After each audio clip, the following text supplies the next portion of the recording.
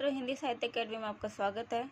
और आज हम इस पुस्तक का जो भाग 1 है, भूमिका 1 है, का भाग 1 हम पढ़ चुके हैं और आज हम इसका भाग 2 पढ़ेंगे, जो आधा हिस्सा रह गया था।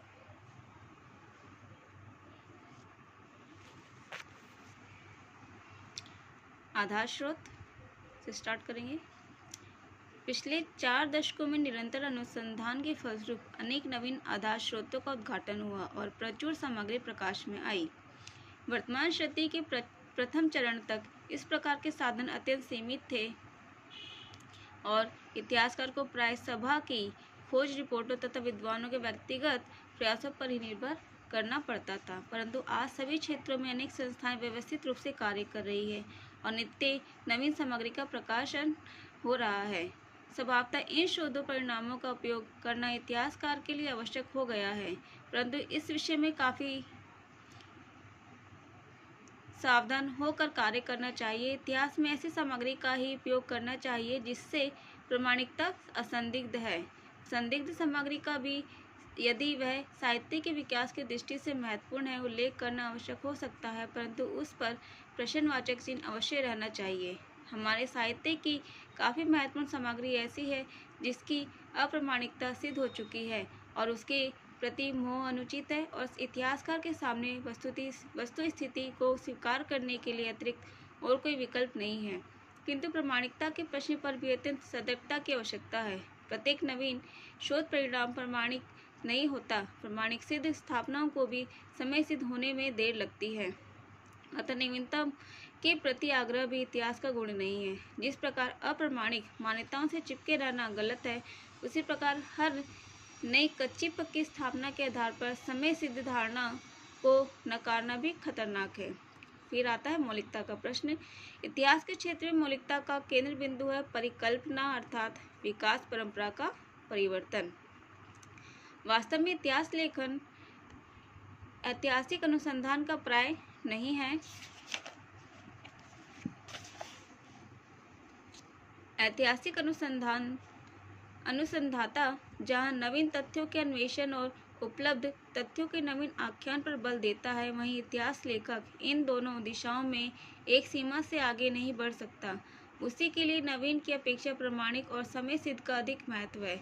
नए तथ्यों और नए शोध निष्कर्षों का वह आदर करता है, किंतु उसके लिए वे तब तक ग्राह्य नहीं होते जब तक कि समय का प्रमाण पत्र उन्हें प्राप्त न हो जाए। इसी प्रकार कृतियों तथा कृतिकारों की समीक्षा एवं मूल्यांकन में उसका अपना मौलिक दृष्टिकोण हो सकता है और आलोचना के क्षेत्र में निश्चय ही महत्वपूर्ण है, परंतु इतिहास में एक सीमा से आगे उसका आग्रह करने से संतुलन भंग हो सकता है। इतिहास में तो समन्वयता दृष्टिकोण और संतुलित विवेचन ही अधिक काम्य है।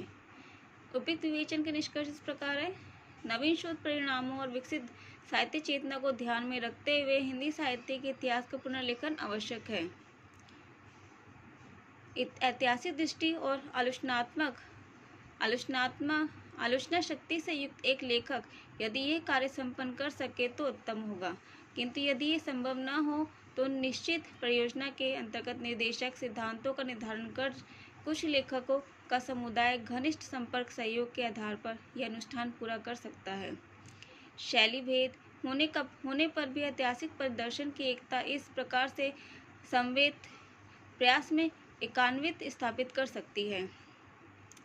युग चेतना और साहित्य चेतना के समन्वय पर आधारित साहित्य के इतिहास के संश्लिष्ट स्वरूप को ही हमें स्वीकार करना चाहिए और इसी के आधार पर एक समंजस रूपरेखा का निर्माण करना चाहिए, अर्थात हिंदी भाषी भूभाग के सांस्कृतिक इतिहास के परिवेश में जिसके अंतर्गत राजनीतिक सामाजिक तत्व भी स्वतः अंतर्भुक्त रहते हैं, उसके प्रत्यक्ष अप्रत्यक्ष प्रभाव में विकसित और हिंदी के विविध रूपों के माध्यम से अभिव्यक्त साहित्य चेतना के विकास का क्रम का साहित्यिक प्रतिमानों के आधार पर आकलन ही इतिहास साहित्य के नए इतिहास का लक्ष्य होना चाहिए।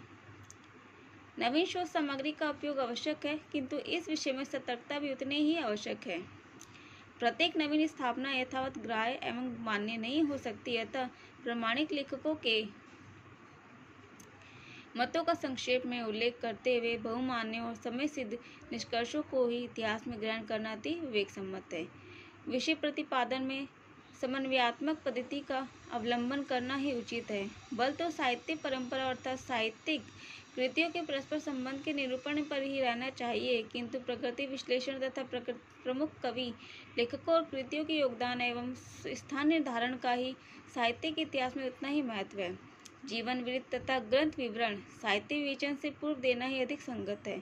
कुछ इतिहास ग्रंथों में जैसे लिगुई और कंजामिया के अंग्रेजी साहित्य के इतिहास में इस प्रकार का विवरण पाद टिप्पणी के रूप में देने की व्यवस्था है, जो विवेचन की स्वच्छता की दृष्टि से ग्राह्य हो सकती है। समानुपात की रक्षा और उचित मूल्यांकन के लिए इतिहास के समग्र रूप की कल्पना और उसके अनुसार पूर्व योजना तथा रूपरेखा की रचना अनिवार्य है। विषय विवेचन का कलेवर विषय के महत्व के अनुरूप ही होना चाहिए, अन्यथा संतुलन और परिदर्शन में व्याघात उत्पन्न हो सकता है। विक्रम संवत तथा अन्य संवत से आज के पाठक का जीवन संपर्क न होने के कारण ईसवी सन का ही प्रयोग करना उचित है। साहित्य के इतिहास लेखन की दिशा में हिंदी में सभी उचित प्रगति नहीं हुई है। अन्य भाषाओं में तो स्थिति और भी खराब है। इसका कारण ये है कि इतिहास विधा की हमारे देश में विकसित परंपरा नहीं रही है और आज भी हम इस दिशा में विशेष उन्नति नहीं कर पाए हैं। परिणाम यह है कि 100 से ऊपर इतिहास ग्रंथों के प्रकाशन के बाद भी हिंदी से सर्वाधिक प्रमाणिक इतिहास आचार्य शुक्ल का ही है, जिसकी रचना सन 1929 में हुई। यह स्थिति हिंदी के गौरव के अनुकूल नहीं है, विशेषतः तब जबकि हिंदी का आलोचना साहित्य इतना समृद्ध हो चुका है। नागरिक प्रचारणी सभा ने वृहत इतिहास की योजना द्वारा एक महान अनुष्ठान का उपक्रम किया है। इस प्रकार के सार्वजनिक कार्य की अपनी सीमाएं होती हैं, फिर भी इस महत्व प्रयास के फलस्वरूप साहित्य सामग्री की एक विशाल राशि भावी इतिहासकार के लिए एकत्र हो गई है और हमारा विश्वास है कि शीघ्र ही साहित्य के कुछ प्रमाणिक इतिहास हमें हिंदी में उपलब्ध हो सकेंगे। ये हमने भूमिका एक पढ़ ली है। अब हम अगली कक्षा में जो इसकी दूसरी भूमिका उस पर अध्ययन करेंगे। धन्यवाद।